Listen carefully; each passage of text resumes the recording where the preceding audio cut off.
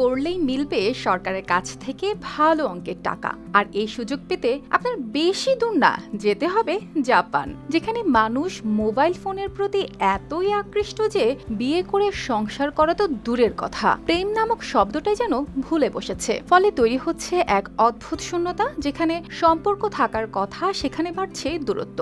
আর এই পরিস্থিতি বদলাতে তরুণদের রাইট ট্র্যাকে আনতে সরকার নিয়েছে এই অভিনব সিদ্ধান্ত।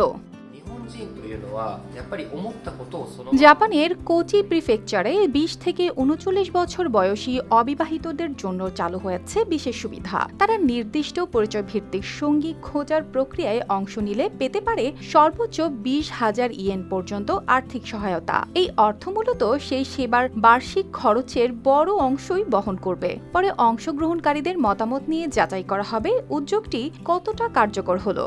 এই পরিকল্পনার অংশ হিসেবে স্থানীয় প্রশাসন একটি জনপ্রিয় সঙ্গী খোঁজার সেবার সঙ্গে কাজ শুরু করেছে। লক্ষ্য তাদের জন্য নিরাপদ ও বিশ্বাসযোগ্য একটা পথ তৈরি করা, যেন ধীরে ধীরে গড়ে ওঠে সম্পর্ক, তৈরি হয় আস্থা, আর একাকিত্বের ভেতর থেকেও কেউ সাহস করে এগিয়ে আসে। তবে এই উদ্যোগ ঘিরে প্রতিক্রিয়া একরকম নয়। সামাজিক মাধ্যমে কেউ একে ইতিবাচক বলছেন, আবার অনেকে মনে করছেন শুধু এমন প্রণোদনা দিয়ে সমস্যার সমাধান হবে না, কারণ বাস্তবতা আরও কঠিন।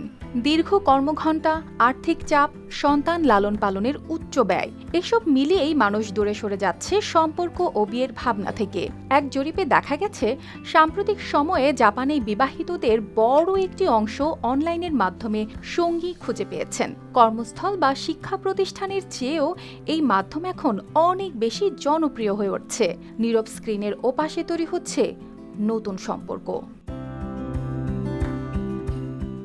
এদিকে জাপানি জনসংখ্যা সংকট দিন দিন গভীর হচ্ছে। এক বছরে জন্মের তুলনায় মৃত্যুর সংখ্যা প্রায় 10 লাখ বেশি। জন্মহার নেমে এসেছে ইতিহাসের সর্বনিম্ন পর্যায়ে। সময়ের সঙ্গে সঙ্গে যেন ফাঁকা হয়ে যাচ্ছে একটি দেশ, আর ভবিষ্যৎ হয়ে উঠছে অনিশ্চিত। বিশেষজ্ঞরা বলছেন, গ্রামাঞ্চলে তরুণদের সংখ্যা কমে যাওয়া ও পরিবার গড়ার আগ্রহ কমে যাওয়াই আরও জটিল করছে পরিস্থিতি। অর্পিতা জাহান, RTV।